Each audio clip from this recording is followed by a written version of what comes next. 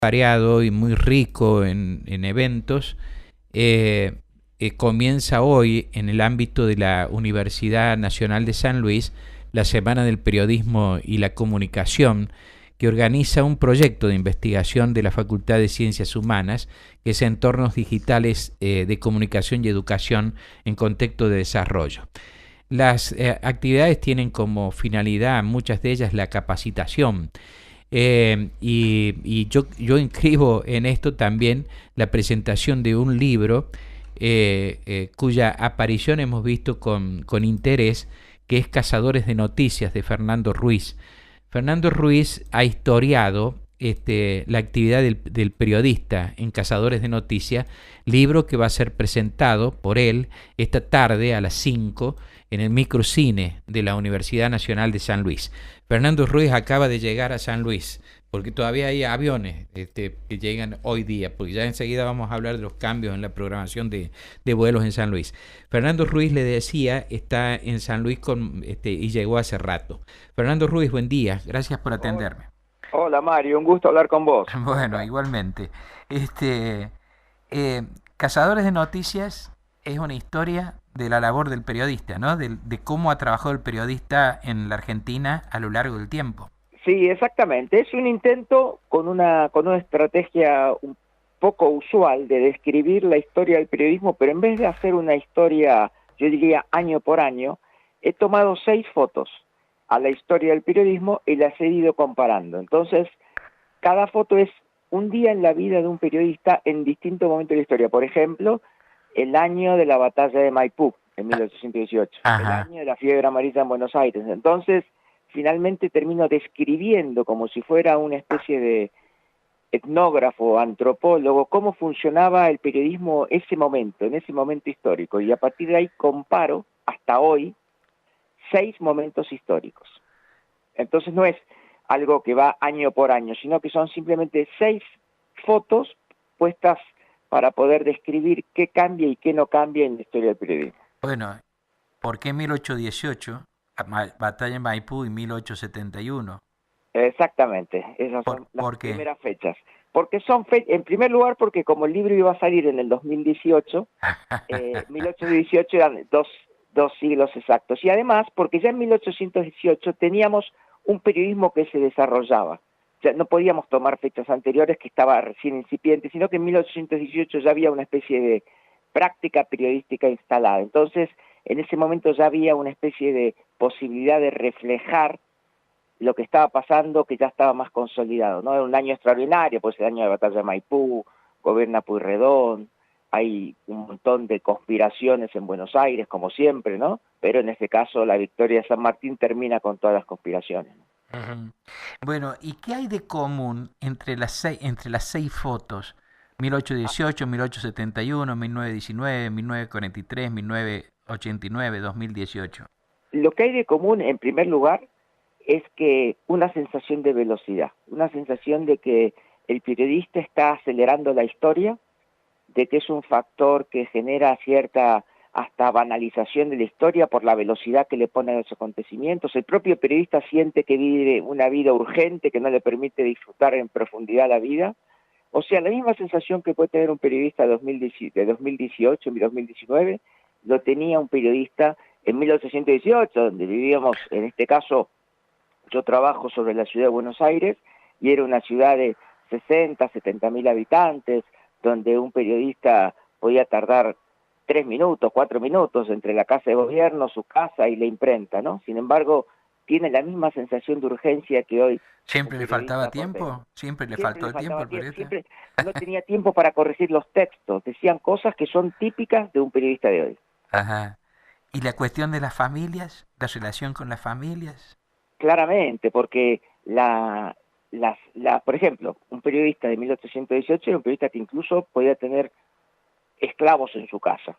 Era un tipo de vida completamente distinto, donde además no tenía ese periodista, que era hombre entonces, no tenía la necesidad de estar atendiendo logísticamente a su familia, llevar los chicos a un lado, llevar los chicos al otro, entonces tenía una disponibilidad de tiempo mucho mayor. Sin embargo, vive la misma urgencia que lo que vive un periodista hoy, que tiene que ocuparse y ir a buscar a los chicos a la escuela, tiene que ir a darles a comer, etcétera. Todo ese cambio estructural de la sociedad y de la familia no afectó la urgencia del periodista.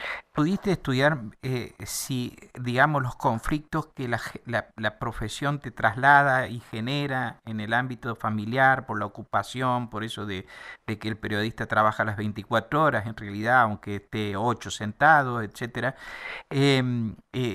¿Pudiste estudiar si eso ocurría antes como ocurrió ahora? Sí, eso es bien Por interesante, eso que Mario. forma parte de la sociología de la profesión nuestra, ¿no?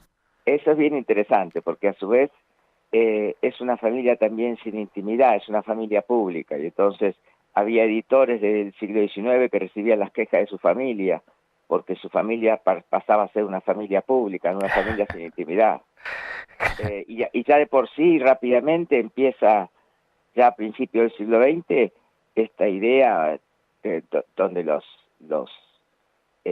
periodistas se casan con periodistas, ¿no? O sea que empieza a haber una especie de casi de endogamia, de proceso endogámico muy fuerte, ¿no? Ajá, pobre chico.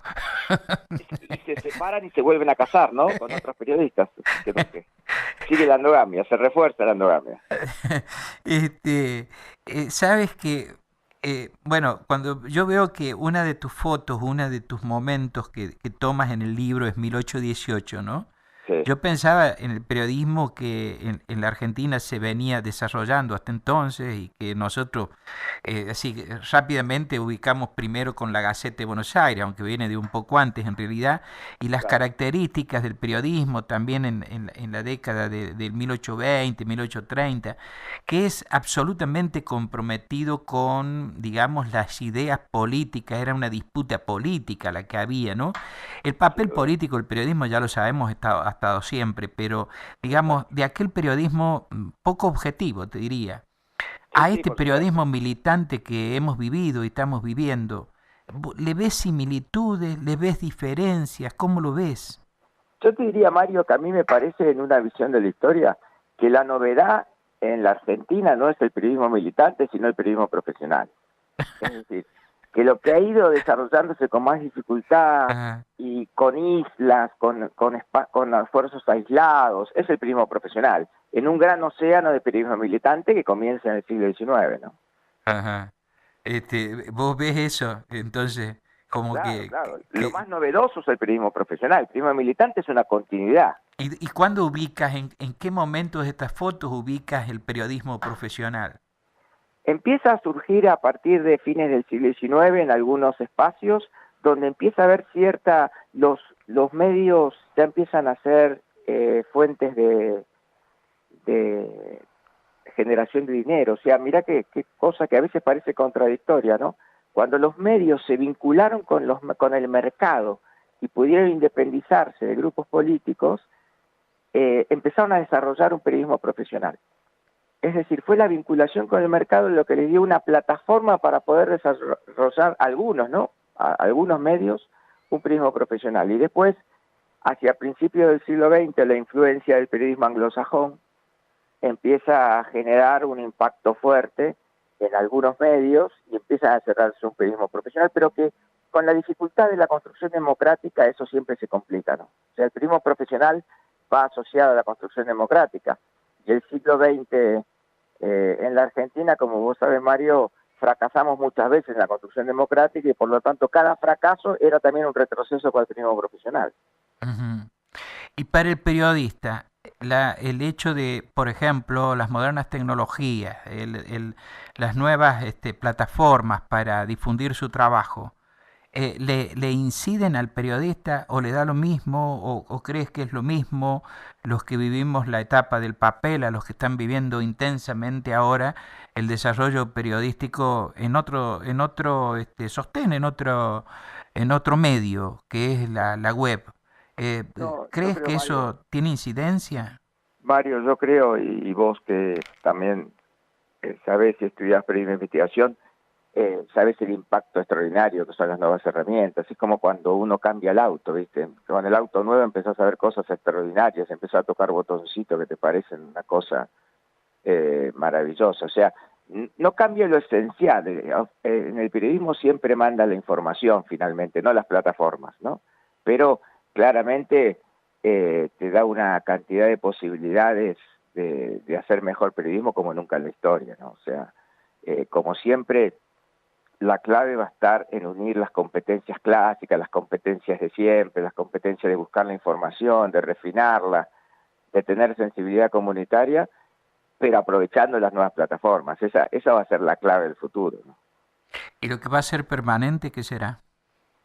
El permanente es eso, ofrecer la mejor información posible con sensibilidad comunitaria, es decir, la información que la sociedad necesita en ese momento histórico. Eso es la clave, porque vos podés tener muy buena información, muy buena capacidad de refinar información, pero no tenés sensibilidad comunitaria, ¿no? O sea, no tenés capacidad, no tenés diálogo en la comunidad, no tenés cómo hacer llegar esa información, no te das cuenta qué es lo que la comunidad necesita. O sea, finalmente el periodismo necesita las dos cosas. Por un lado, una enorme calidad de obtención y refinación de información, y por otro lado una sensibilidad, una conexión con la comunidad, ¿no? Porque si no hay comunicación no hay periodismo, vos lo sabes perfectamente.